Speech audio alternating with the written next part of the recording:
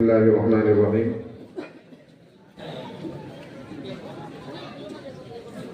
بہت بہت مبارکباد پیش کرتا ہوں اہل ادارہ کو اور ان تمام طلباء کو جو ایک سال یہاں سے فارغ ہو کر بڑے ادارے کی طرف کوچ کر رہے ہیں۔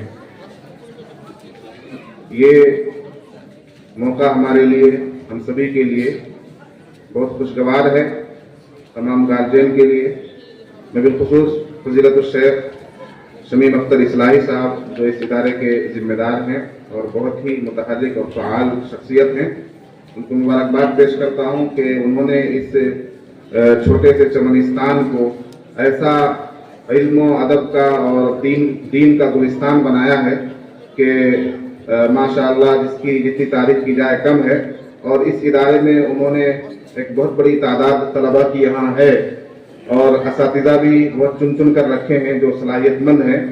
اور ان کی ایک خوبی اور ہے کہ وہ تمام علماء کو اور تمام اہل دانش اور اہل بینش کو لے کر وہ چلتے ہیں اور اپنے ادارے میں وہ بلانے کی کوشش کرتے ہیں۔ یہ ان کی ایک خصوصیت ہے۔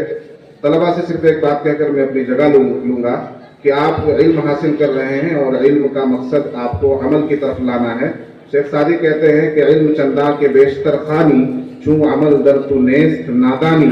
علم کتنا ہی پڑھ لے اگر عمل نہیں ہے تو یہ نادانی ہے۔ اور نہ محقق بود نہ دانش مند، چار پائے برو کتابیں چند، کہ نہ تم محقق ہو سکتے ہو نہ دانش مند نہ عقل مند، ایک جانور کی طرح ہو جاؤ گے جس کے اوپر چند کتابیں لاد دی جائیں۔ تو جانور کوئی بھی ہو اگر اس کے اوپر کتنی ہی کتابیں لاد دی جائیں، پورا کا پورا دفتر اس کے اوپر رکھ دیا جائے تو وہ عالم نہیں کہلائے گا۔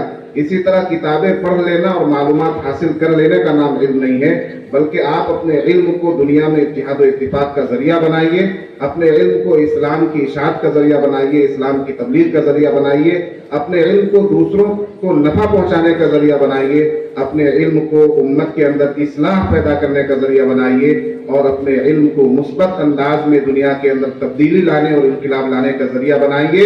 اپنے علم کے ذریعے کبھی بھی دنیا میں، امت میں، ملت میں انتشار مت پیدا کیجیے گا، اپنے علم کے ذریعے کسی کا غلط اور نقصان مت چاہیے گا۔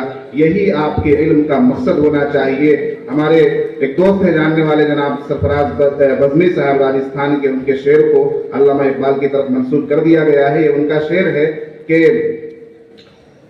بہت اچھا شعر ہے ان کا کہ